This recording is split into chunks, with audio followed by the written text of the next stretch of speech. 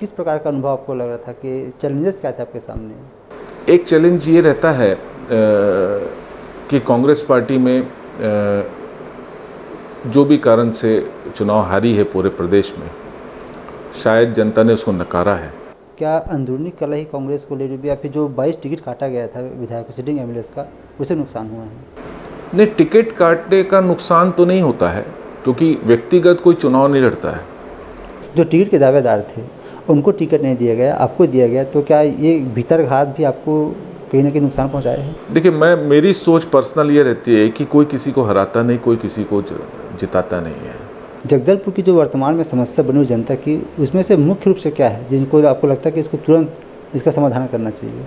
देखिए, जगदलपुर में सबसे मुख्य अगर शहरी क्षेत्र में लेंगे, शहरी क्षेत्र में सबसे बड़ी मूलभूत सुविधाएं का दिक्कत है।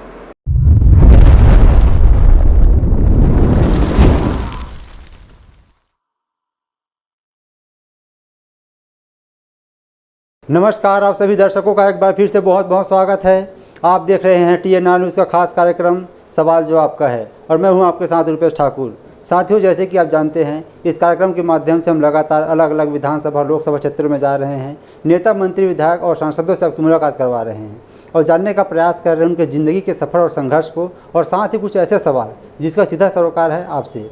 आज के कार्यक्रम में हमारे साथ मेहमान हैं जतिन जायसवाल जी। सर, आपका बहुत बहुत स्वागत है।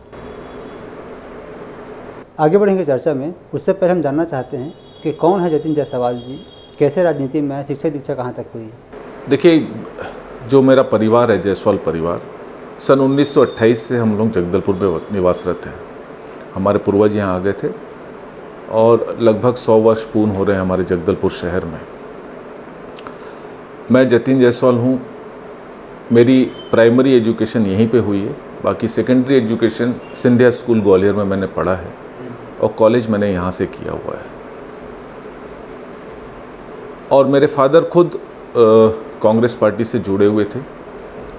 वो उन्होंने यूथ कांग्रेस, जिला कांग्रेस, जिला सेवा दल और 1977 में उन्होंने चुनाव लड़ा है। उसके बाद हमने लगातार यहाँ पे कांग्रेस पार्टी के द्वारा समाज सेवा का कार्य किया हुआ है। मैं 1989 से कांग्रेस से जुड़ा, यूथ कांग्रेस, NSUI, जिला कांग्रेस कमेटी अध्यक्ष, इन सभी पदों पे मैं रहा हूँ। 2014 से 2019 तक मैं कांग्रेस पार्टी की तरफ से सहयोग से महापौर का चुनाव लड़ा और मैंने जीता वहाँ पे। वो मैंने करीबन 15 साल बाद यहाँ पे कांग्रेस का महापौर हमने लाया था। ये मेरी एक सार राजनीतिक जीवन के बारे में आपको बताया है। जी, क्या आपकी राजनीति में आने की रुचि शुरू से थी जब आप शिक्षा ले रहे थे उस समय से? सोच तो हमारे परिवार में शुरू से कांग्रेसी मानसिकता के लोग थे और किसी पार्टी के माध्यम से समाज सेवा और शहर विकास के लिए, जहाँ रहते हैं उस विकास के लिए, यहाँ के लोगों की आवाज़ उठाने के लिए, ये हमारी एक मानसिकता थी जिसको हम लेके चल रहे थे। एक सवाल जो पूछ रहा हूँ, आजकल इसे लोग मजाक समझते हैं और चाटुकारिता समझते हैं, फिर भी मैं करना चाहूँगा। राजनीति में आना, एक होता है पावर, एक होता है मनी, दोनों को पाने की इच्छा होती है तब राजनीति में आते हैं। एक होता है सोशल सर्विस। तो आपके अंदर ऐसा क्या था? जैसे कि आपने बताया कि आपके पिताजी कांग्रेस में जुड़े हुए थे, आप राजनीति को समझ रहे थे। राजनीति में आपके आने की रुचि पावर और मनी को देखते हुए क्या फिर सोशल सर्विस को हुई? वो तो शायद आपको जानकारी होगी कि ईश्वर की दया से हम खाते पीते घर के हैं और हमें कभी पैसे की ज़रूरत नहीं हुई। और पावर की बात तो है ही नहीं, क्योंकि संबंध से ही चलता है।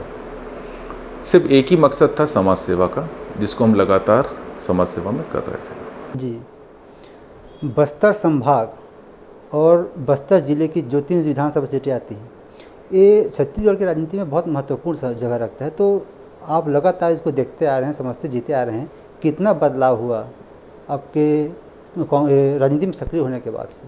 क्या बदलाव तो है।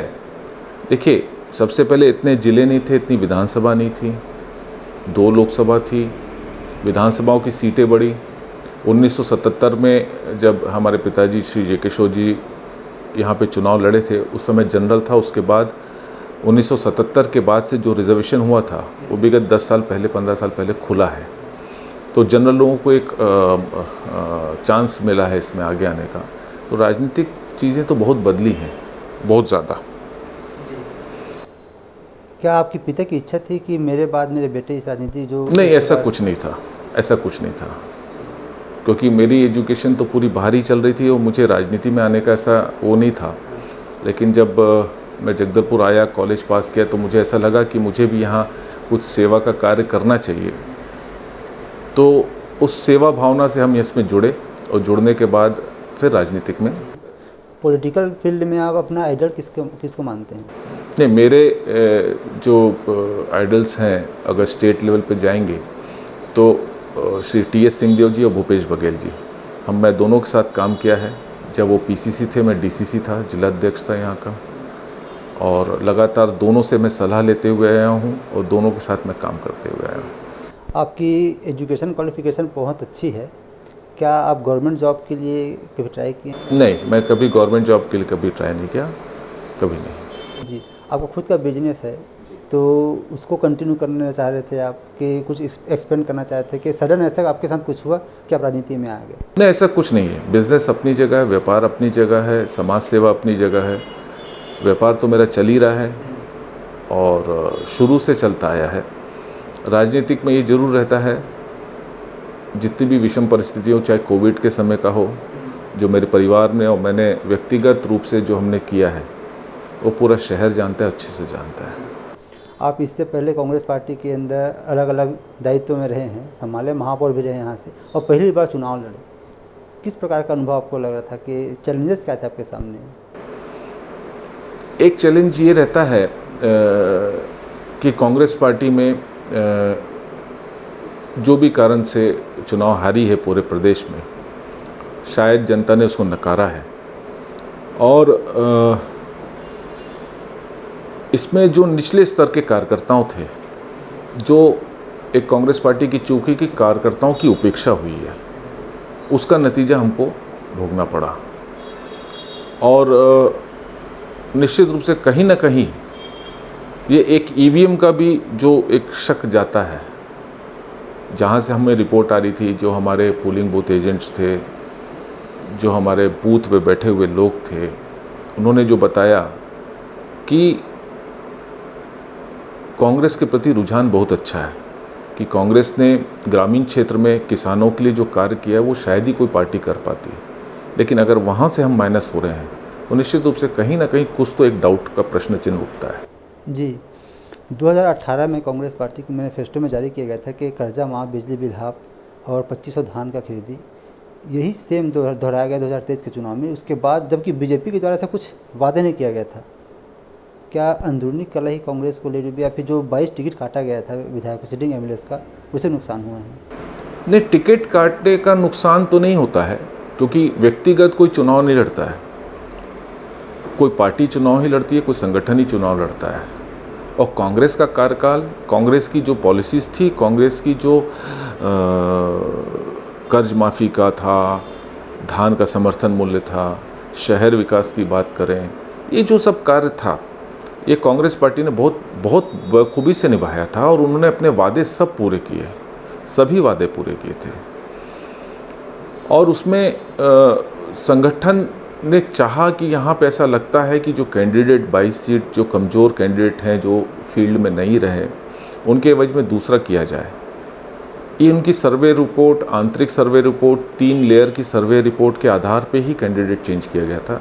कोई व्यक्ति विशेष या कोई संगठन ने नहीं चाहा था, उन्होंने संगठन ने ही अपना सर्वे करा के ही ये निश्चित रूप से किया था। जी, जितने भी काम किया गया था 5 साल में कांग्रेस पार्टी के द्वारा, क्या उस पर भारी पड़ गया महतारी वंदन योजना? 100% महतारी वंदन योजना जो भारतीय जनता पार्टी का था, कहीं ना कहीं वो भारी पड़ा है। रेख चंद जैन जी यहाँ से सिटिंग MLA थे जगदलपुर से, उनकी टिकट काटकर आपको दिया गया, और आपके सामने जो अपोजिट में थे किरण सिंहदेव जी। हार का जो अंतर है कहीं ना कहीं चिंता करने वाली रही है। तो आप अपने विधानसभा क्षेत्र की अगर बात करें हम, तो क्या मुख्य फैक्टर रहा? मुख्य फैक्टर ये था कि निश्चित रूप से हमारे विधायक जी कहीं ना कहीं कांग्रेस पार्टी वहाँ तक पहुँच नहीं पाई जहाँ उनको पहुँचना था। और जो सरकार की जो पॉलिसीज़ थी, जो सरकार के नियम कायदे थे, जो सरकार ने जो नई नई स्कीम्स लाई थी, शायद ग्रामीणों तक नहीं पहुंच पाई, ऐसा मुझे लगता है। चाहे वो प्रधानमंत्री आवास योजना हो, चाहे मूलभूत सुविधा हो, चाहे धान के बारे में या कर्जा माफ़ी के बारे में हो, ये सब छोटी छोटी चीज़ें हमारे हर हितग्राही को या हर ग्रामीण तक नहीं पहुंच पाई। ये पहुंचना था। हमारे इसी कार्यक्रम में टी एस बाबा जो शामिल हुए थे, उनका कहना था कि हार के पीछे का 2 कारण मुख्य रूप से मुझे लगता है ऐसा बोले। एक तो जो अंदरूनी गुटबाजी हुई है वो, और जो हमारा टिकट काटा गया, फिर जो टिकट देने में देरी हुई वो, तो आपको टिकट देने में भी कहीं ना कहीं देरी हुई है, जिससे आपको लोगों तक पहुंचने में समय कम मिला है, तो ये भी एक रीज़न रहा। हाँ, टिकट मुझे 10 दिन पहले दी गई, जो कि निश्चित रूप से कहीं ना कहीं नुकसानदायक था। जब तक हमें टिकट दी गई तब तक विपक्ष भारतीय जनता पार्टी के कैंडिडेट एक राउंड पूरा कंप्लीट कर चुके थे, हमने शुरू भी नहीं किया था। ये हमारा एक गैप बहुत बड़ा है, और ये कांग्रेस पार्टी जो डिले कर रही वो थोड़ा सा कहीं ना कहीं नुकसान तो करता है। जो संगठन को काम करना चाहिए था, जो जिम्मेदारी निभानी चाहिए थी, बस्तर संभाग में कहीं ना कहीं कमी देखने को मिली है। क्योंकि जब अगर पिछले चुनाव की बात करें तो सभी सीटें बीजेपी की, कांग्रेस के पास थी, और अभी आधे से ज़्यादा बीजेपी के पास है।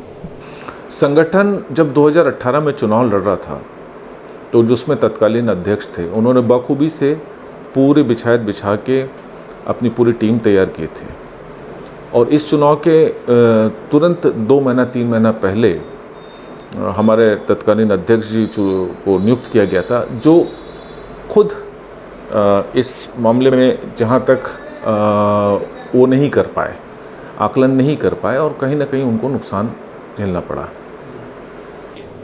अगर हम बात करें आपके विधानसभा क्षेत्र की, तो किरण सिंहदेव जी जीत कर आए हैं, और उसके बाद उन्हें सीधा प्रदेश अध्यक्ष बनाया गया है। तो क्या मैसेज बीजेपी देना चाह रही है बस्तर संभाग से प्रदेश अध्यक्ष बनाकर? नहीं, ये उनका खुद का निर्णय है, भारतीय जनता पार्टी का निर्णय है, और मुझे ऐसा लगता है, मेरा पर्सनल व्यू है कि किरण देव जी विगत कई वर्षों से संगठन में काम कर रहे थे, तो उनको दिया गया अध्यक्ष पद। उनके आंतरिक बातें हैं। ये बात निकल कर आ रही थी सामने कि आने वाले लोकसभा चुनाव को देखते हुए, क्योंकि सिंहदेव जी जनरल से आते हैं, और डिप्टी सीएम से एक जनरल से हैं, एक ओबीसी से हैं, और जो हमारे सीएम हैं वो आदिवासी हैं, तो साधने का प्रयास है ये। नहीं, ऐसा कुछ नहीं, ऐसा कुछ नहीं है। ये तो जो पार्टी का निर्णय रहता है, हाईकमांड का निर्णय रहता है, वो सब पर ही रहता है। जी, क्या समझ में आपको क्या लगता है कि जो आपके जो अपोजिट में थे, मैं सिंहदेव जी की बात नहीं कर रहा हूँ, जो टिकट के दावेदार थे, उनको टिकट नहीं दिया गया, आपको दिया गया, तो क्या ये भीतर घात भी आपको कहीं ना कहीं नुकसान पहुँचाया है? देखिए, मेरी सोच पर्सनल ये रहती है कि कोई किसी को हराता नहीं, कोई किसी को जिताता नहीं है। ये तो कांग्रेस पार्टी की कार्यशैली, कांग्रेस पार्टी की उपलब्धियां, चूँकि सरकार में थी, सरकार की उपलब्धियां, ये सब काउंट करती है। व्यक्तिगत कोई किसी को हरा नहीं सकता, कोई अंतरकला थी नहीं, सबने अच्छे से काम किया, लेकिन कांग्रेस को एक्सेप्ट नहीं कर पाई जनता, और कांग्रेस की पॉलिसीज़ उन तक पहुंच नहीं पाई। ये हमारी कांग्रेस की दुर्भाग्य था कि हमारे लोग उस पॉलिसीज़ को, उस स्कीम्स को, उनके सब चीज़ को पहुंचाते तो ये बहुत अच्छा मैसेज जाता। जी, इलेक्शन यानी फंडिंग, और फंडिंग जब पार्टी से होती है तो कैंडिडेट चुनाव लड़ता है। जो आईटी और ईडी सीबीआई की रेड पड़ी है, या फिर जो सीज कर दिया गया पार्टी फंड को, क्या ये भी एक इम्पैक्ट डाला? हाँ, ये कहीं ना कहीं इम्पैक्ट तो करता है। चुनाव में फाइनेंशियल तो नहीं होता है, परंतु जो एक मेंटल टॉर्चर होता है, आदमी उस चीज़ को कवर करेगा या उन लोग से बातचीत करेगा कि अपने चुनाव में कंसंट्रेट करेगा, तो उनको निश्चित रूप से कहीं ना कहीं तकलीफ होती है। जी, बस्तर संभाग में बात करें, जब बात करते हैं बस्तर की या फिर संभाग की, तो एक जो निगेटिव माइंडसेट जाती है बाहर में, वो है नक्सलवाद की। अभी आदिवासी जो उनकी दयनीय स्थिति की, तो क्या लगता है कि जो 8 महीने की सरकार हुई है, 10 महीने की सरकार है बीजेपी की, उसमें काम बेहतर हुआ है क्या? जो 5 साल कांग्रेस के पास था उसमें काम बेहतर हुआ है? देख, कांग्रेस के पास जब 5 साल थे तो 100% नक्सलाइट बैकफुट पे थे, इतनी घटनाएं, इतनी वारदातें नहीं हो रही थी, वो बैकफुट पे थे। जैसी भारतीय जनता पार्टी आई तो वो एग्रेसिव होना शुरू हुए, उन्होंने करना शुरू किया, और फिर आपको दिख ही रहा है कि क्या चल रही है घटना है। जी, एक बात ये भी बोला जा रहा है कि कांग्रेस के समय सब शांत थे, मतलब कहीं ना कहीं बैकडोर से सपोर्ट करते नक्सलाइट को, शांत थे। अभी जब से बीजेपी की आई है सरकार, लगातार इनकाउंटर हो रहे हैं, सरेंडर किया जा रहा है, और यहाँ पे कांग्रेस ये आरोप लगा रही है कि आदिवासियों को मारा जा रहा है, गरीब को। 100% यही है, 100% यही है। देखिए, कांग्रेस ऐसा कुछ क्या सेटिंग किससे करेगा? नक्सलाइट्स के सामने कांग्रेस पार्टी ईमानदारी से कार्य कर रही थी। उस ईमानदारी को वो देख देख के संतुष्ट होके जा रहे थे, तो उनकी कोई वारदातें नहीं हो रही थी। अब इसमें नक्सली जो मारे जा रहे हैं उसमें ग्रामीण कौन है, नक्सली कौन है, बच्चे कौन है, इसका जस्टिफिकेशन तो वहीं जाके पता लग रहा है। और ये आम जनता को पता है, लोगों को पता है हो क्या रहा है। तो कहीं ना कहीं गलत तो हो रहा है। जो भी नरसंहार हो रहे हैं, चाहे आदिवासियों का हो रहा है, गलत हो रहा है। इमेज कैसे बदलेगा बस्तर का? देखिए, इमेज तो इनको रोजगार डेवलपमेंट जब तक नहीं होगा तब तक ये मूवमेंट चलता रहेगा। आपको आदिवासियों को प्रेफरेंस देते हुए उनको रोजगार देते हुए इस चीज़ को अपन अंत कर सकते हैं। सबसे दुर्भाग्य की बात क्या होती है, बस्तर में ऐसे 10वीं पास हो जाते हैं और कई बच्चे 12वीं पास हो जाते हैं। जो बच्चे 10वीं पास होते हैं वो आपके घर में झाड़ू नहीं लगा सकते, आपकी दुकान में अर्ध शिक्षित कहलाते हैं वो। और वो इतने भी परिपक्व नहीं रहते कि आपका कंप्यूटर संभाल लें। तो ये जो बीच के रहते हैं वो किसी प्रकार के कोई कार्य के लायक नहीं रहते हैं। या तो 12th पास कर लें तो उनको कुछ रोजगार कर लें, 10th पास करके वो पढ़ाई नहीं करते हैं। इसके लिए उनको मोटिवेट करना चाहिए और उनको पढ़ाई के लिए और कुछ एक्स्ट्रा एजुकेशन के लिए, मैंने जब विधानसभा था मैंने ये प्रस्ताव भी दिया था कि 10वीं और 12वीं के बाद हर ब्लॉक स्तर पे हर प्रकार की कोचिंग सेंटर्स खोले जाएं, जो IIT के लिए हो, ITI के लिए हो, चाहे मेडिकल के लिए हो, चाहे इंजीनियरिंग के लिए हो। छोटी छोटी कोचिंग सेंटर्स, उनको क्रैश कोर्स कराया जाए जो ये कॉम्पिटिटिव एग्ज़ाम में पार्टिसिपेट कर सकते हैं। ये मेरा चुनावी एक बहुत बड़ा मैंने वो एजेंडा लिया था, मैंने पर्सनल लिया था। और प्लेनेटोरियम का भी दिया था। ये सबसे बड़ा मेरा था कि आदिवासी बच्चे जो ग्रामीण क्षेत्र में हैं, जो शहर आ नहीं सकते, जो शहर आके रहने का एफर्ट नहीं कर सकते, उनके लिए वहीं पर एक छोटी छोटी क्लासेस चलाई जाएं, क्रैश कोर्सेज। तो कम से कम वो एक जितनी कॉम्पिटिटिव एग्ज़ाम है उसको फेस तो कर सकें पंचायत स्तर। ये मेरा सोच था। अब देखिए उनको बेनिफिट मिलेगा और ग्रामीण क्षेत्र में अगर रोजगार मिलेगा तो कोई नक्सली की तरफ क्यों जाएगा। तो ये बहुत बड़ी सोच है, इसको करना था। शिक्षा सबसे बड़ा महत्वपूर्ण चीज़ होती है। जी, हालांकि आप जीत करनी है, लेकिन आपके पास जो विज़न था, हारने के बाद भी क्या उस विज़न पे आप काम कर रहे हैं, काम करेंगे? हाँ, निश्चित रूप से मेरे पास आज भी स्वास्थ्य को लेके और शिक्षा को लेके लोग आते हैं और मैं जितना हो सके भरसक में मदद करता हूँ व्यक्तिगत रूप से। जी, अगर मैं आपसे बोलूँ सर कि हमारे माध्यम से अगर आप नक्सलियों को कुछ संदेश देना चाहेंगे कि कैसे मुख्य धारा में आ सकते हैं, कैसे उनकी समस्याएं सरकार सुन सकती है, फिर सरकार क्या कदम उठा सकते हैं, कुछ करना चाहेंगे? मैं एक ही चीज़ उनसे कहना चाहूँगा कि मुख्य धारा से जुड़ें। जो आपकी डिमांड है शिक्षा, रोजगार और स्वास्थ्य, इसके ऊपर सरकार काम करें। आपकी सलाह से, उनकी सलाह से जो हम इस क्षेत्र का विकास कर सकें, उन ग्रामीण लोगों का उनको रोजगार देके उनका विकास कर सकें, इसी माध्यम से सरकार को कदम उठाते हुए नक्सलियों को मुख्यधारा में जोड़ना चाहिए। विजय शर्मा जी के साथ भी हमारे इसी कार्यक्रम में चर्चा हुई थी सर। उनका कहना था कि हमारे पास दोनों रास्ते खुले हैं, चर्चा की और गोली की। अब ये नक्सलियों के ऊपर डिपेंड करता है कि वो कौन सा रास्ता अपनाते हैं। अभी सरेंडर भी कर रहे हैं, गोली भी खा रहे हैं। क्या लगता है कि सही रास्ते में जा रही है बीजेपी सरकार? नहीं, ये सही रास्ता नहीं है। ये सही रास्ता नहीं। गोली का कोई समाधान नहीं है। गोली से कोई चीज़ का समाधान नहीं होता है। इसके लिए सबसे सरल तरीका है मुख्य धारा से जोड़ना और शिक्षा करना। शिक्षा, स्वास्थ्य जो सबसे महत्वपूर्ण है, जो हमारे ग्रामीण अंचल में बहुत कम है, जो बहुत पुअर है, उसको सुधार करेंगे 100% वो लोग की संतुष्टि तक वो काम होगा। क्या धर्मांतरण का मुद्दा जो यहाँ उठती रहती है बीच बीच में, वाकई में ऐसा कुछ है कि बस हवा बनाया जाता है? देखिए, धर्मांतरण का मामला ऐसा है, ये स्वेच्छा से होता है। चाहे कोई भी समाज हो, कोई भी व्यक्ति कोई भी धर्म अपना सकता है। ज़बरदस्ती कोई किसी को अपनाता नहीं है, ज़बरदस्ती कोई किसी के साथ करता नहीं है। ये व्यक्तिगत उनका खुद का निर्णय रहता है। मतलब आप मानते हैं क्या धर्मांतरण हो रही है? धर्मांतर हो भी रहा है, लेकिन अब पिछले कुछ सालों से बहुत कम हो गया है। पहले जो होना था हो गया, और वो अपनी स्वेच्छा से जा रहा है, ये मुद्दा है।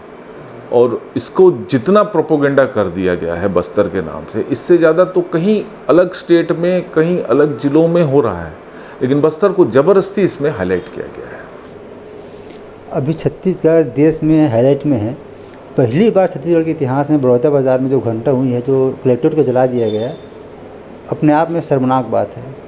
इसमें भी कांग्रेस का कहीं ना कहीं हाथ है, ऐसा बीजेपी का कहना है। एक विधायक अंदर में भी है। ये तो हमारे विधायक को फंसाने का तरीका है। हमारे उभरते हुए स्टार को फंसा दिया गया है। जो सेकेंड लाइन हमारी जो तैयार हो रही है कांग्रेस की, उसको डिस्टर्ब करने का तरीका है। आप ये सोचिए कि भारतीय जनता पार्टी की सरकार में एक समाज कितना उग्र हो गया, कितना एग्रेसिव हो गया कि उन्होंने ये घटना घट दी। आप सोचिए, एक समाज ना, और कितने समाज हैं पूरे छत्तीसगढ़ में। अगर हर एक इस प्रकार से करने जाएं तो क्या हाल होगा। तो समाज की राजनीति भारतीय जनता पार्टी की पुरानी परंपरा है, उनको नहीं करना चाहिए। जी, यही सेम प्रॉब्लम कवर्धा में भी हुई है और अभी सूरजपुर में भी हुई है। क्या लॉ एंड ऑर्डर की सिचुएशन बद से बदतर होती जा रही है प्रदेश? लॉ एंड ऑर्डर तो बिगड़ ही रहा है। कांग्रेस पार्टी ने इसके लिए विधानसभा घेराव किया है, इसके लिए छत्तीसगढ़ बंद किया है, हमारे पदयात्रा निकाले हमारे अध्यक्ष महोदय के नेतृत्व में। इतना विरोध दर्ज करा रहे हैं, इतना बता रहे हैं कि लॉ एंड ऑर्डर कमज़ोर है, तो उसके लिए भारतीय जनता पार्टी या सरकार, तत्कालीन सरकार इसमें जवाबदार है। जी, पहली बार जीत कर आए हैं विजय शर्मा जी, को सीधा डिप्टी सीएम बना दिया गया है और गृह मंत्री का जवाबदारी दिया गया है। क्या सक्षम है इस जिम्मेदारी को निभाने के लिए? उनको खुद को इस चीज़ से वो करना चाहिए, एक मैच्योर्ड और इसमें एक कमेटी गठित करते हुए, एक अच्छा सा रूप धारण करते हुए इसमें कार्रवाई करना चाहिए और कुछ निर्णय एक ग्रुप में लेना चाहिए। जी, महतारी वंदन योजना का दूसरा फेज़ चालू होना चाहिए क्या आपको लगता है? क्योंकि बहुत सारी ऐसी महिलाएं हैं जिनको अभी इनका लाभ नहीं मिल पा रहा है। महतारी वंदन योजना का लाभ नहीं मिल रहा है, कुछ लोगों को लाभ नहीं मिलना चाहिए, तो ये ज़बरदस्ती उनको लाभ दे रहे हैं।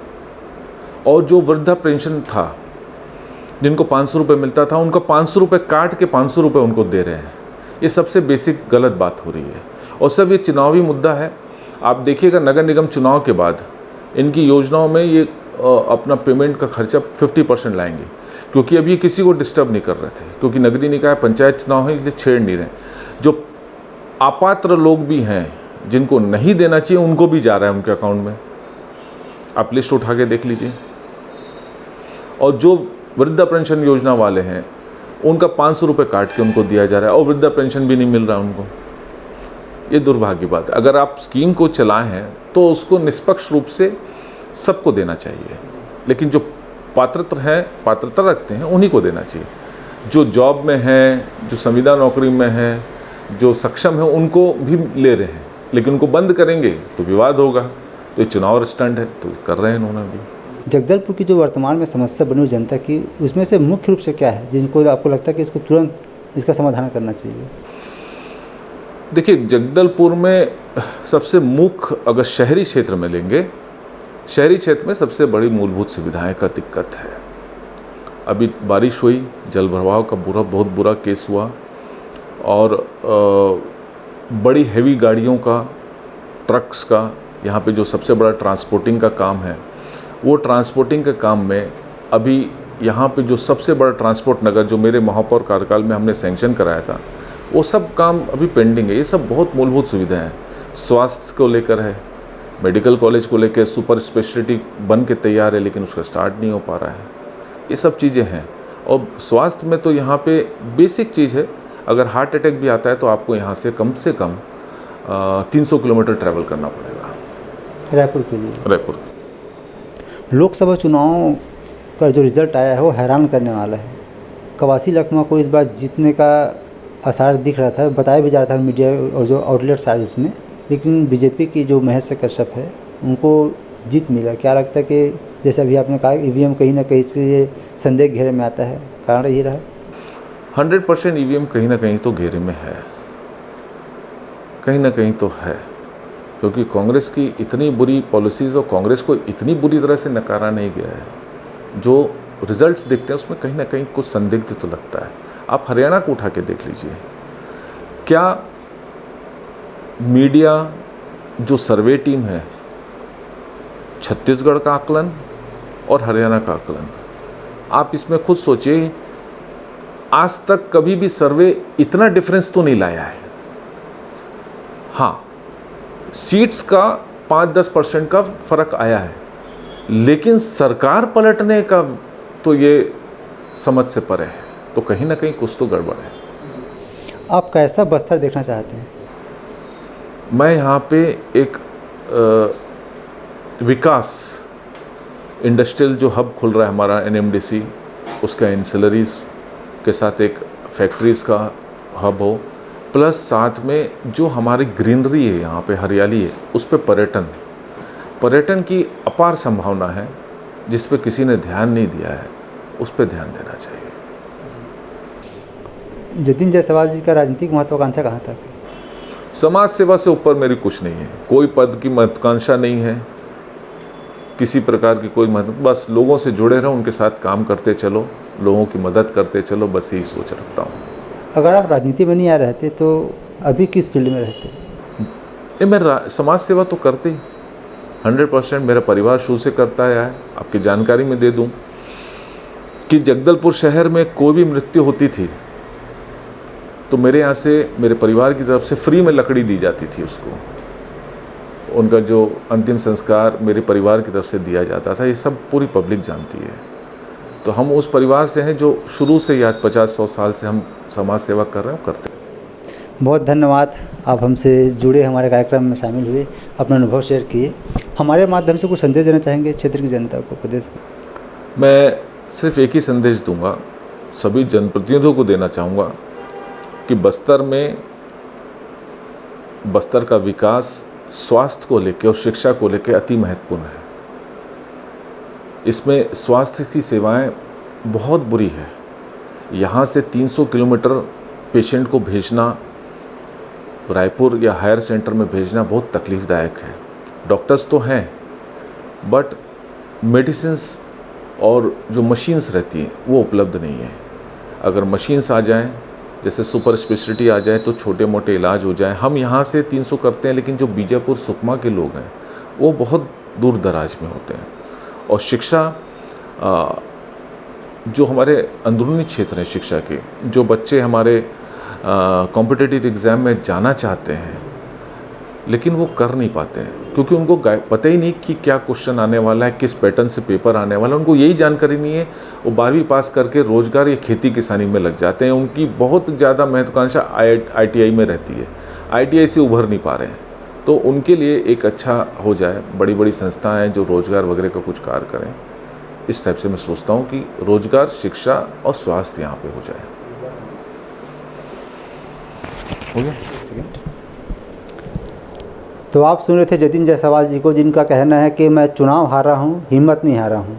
आने वाला समय में मेहनत करता रहूँगा, प्रयास जारी रहेगा और जो नतीजा आएगा वो जनता के ऊपर रहेगा। साथियों, फिलहाल इस कार्यक्रम में इतना ही। अगली बार आपसे फिर होगी मुलाकात एक नए कार्यक्रम में नए मेहमान के साथ। तब तक के लिए अनुमति दीजिए। नमस्कार।